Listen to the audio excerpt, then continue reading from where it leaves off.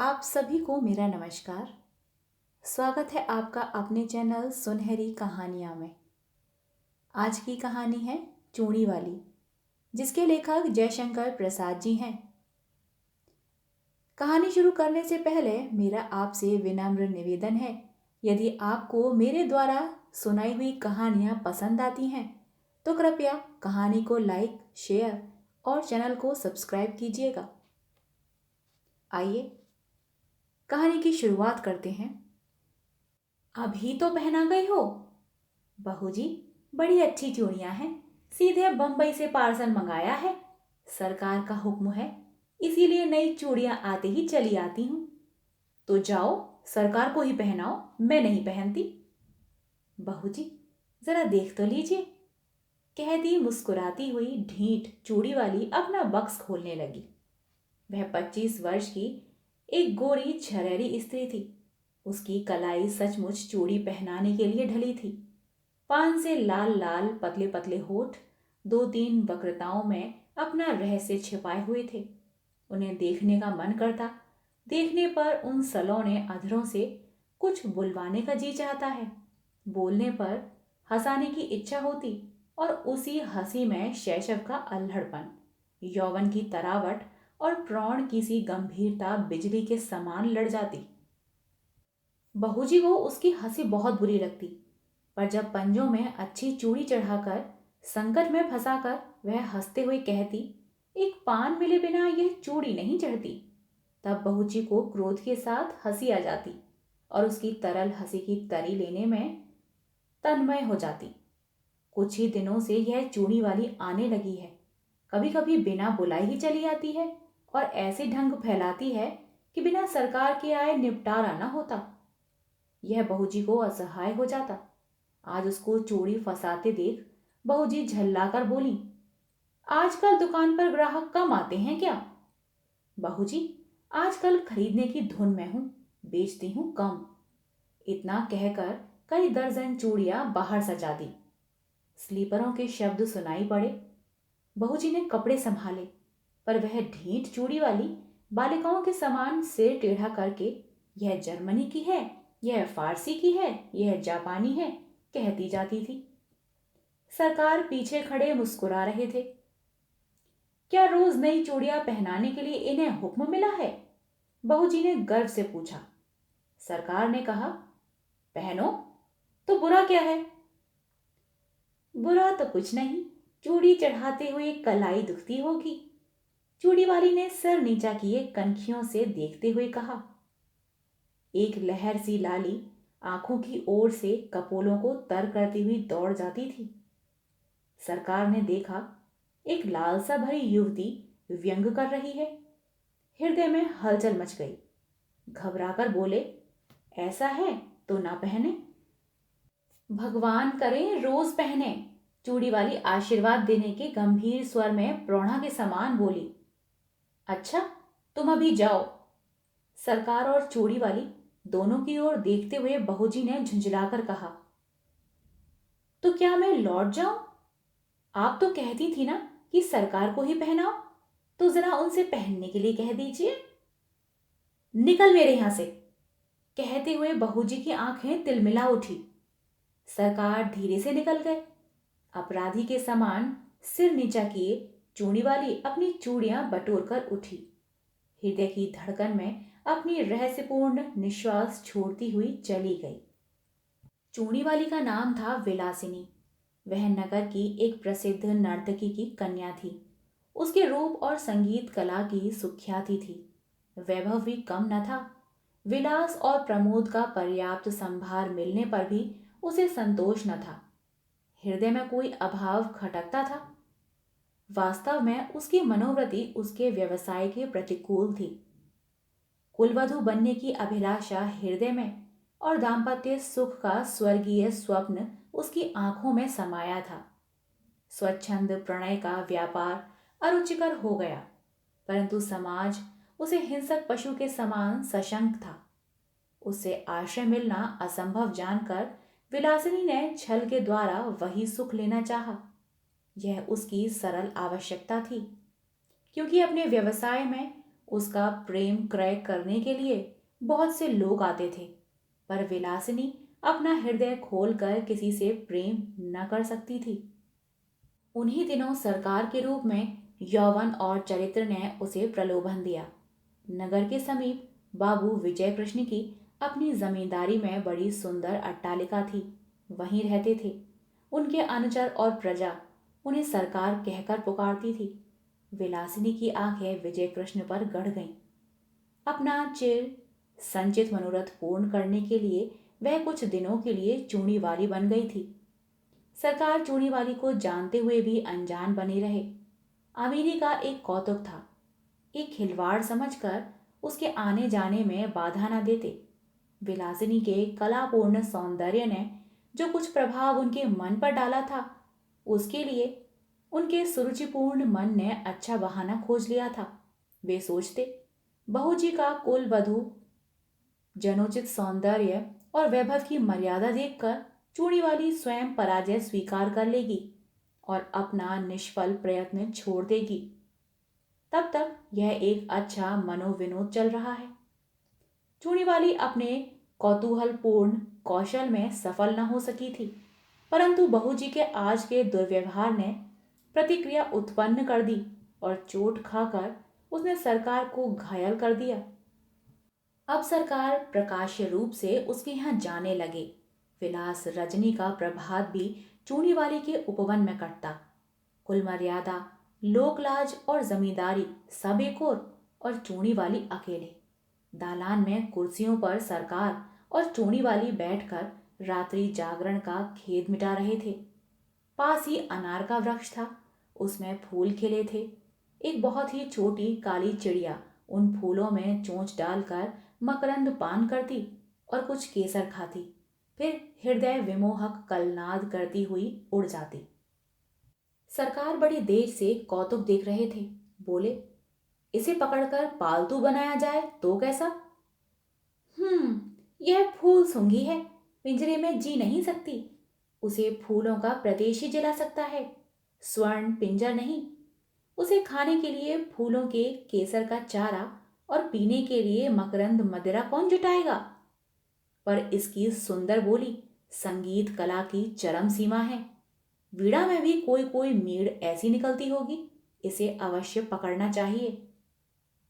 जिसमें बाधा नहीं, बंधन नहीं, जिसका सौंदर्य स्वच्छंद है, उस असाधारण प्राकृतिक कला का मूल्य क्या बंधन है?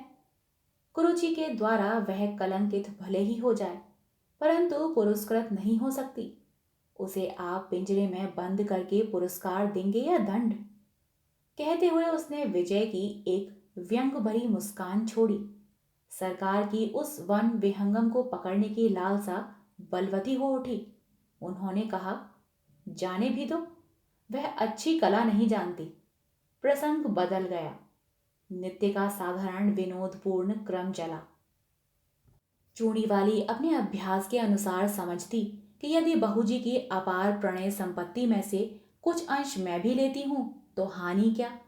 परंतु बहू जी को अपने प्रणय के एकाधिपत्य पर पूर्ण विश्वास था। वह निष्क्रिय प्रतिरोध करने लगी। राजयक्षमा के भयानक आक्रमण से वह घुलने लगी और सरकार वन विहंगिनी विलासिनी को स्वायत्त करने में दत्तचित्त हुए। रोगी की शुश्रूषा और सेवा में कोई कमी न थी, परंतु एक बड़े मुकदमे में सरकार का उधर सर्वस्वांत हुआ, इधर बहू जी चल बसी। चूड़ी वाली ने समझा कि उसकी पूर्ण विजय हुई, पर बात कुछ दूसरी थी। विजय कृष्ण का वह एक विनोद था। जब सब कुछ चला गया तब विनोद लेकर क्या होगा? एक दिन चूड़ी वाली से छुट्टी मांगी। उसने कहा, कमी किस बात की है, मैं तुम्हारी ही हूं और सब वैभव भी तुम्हारा है।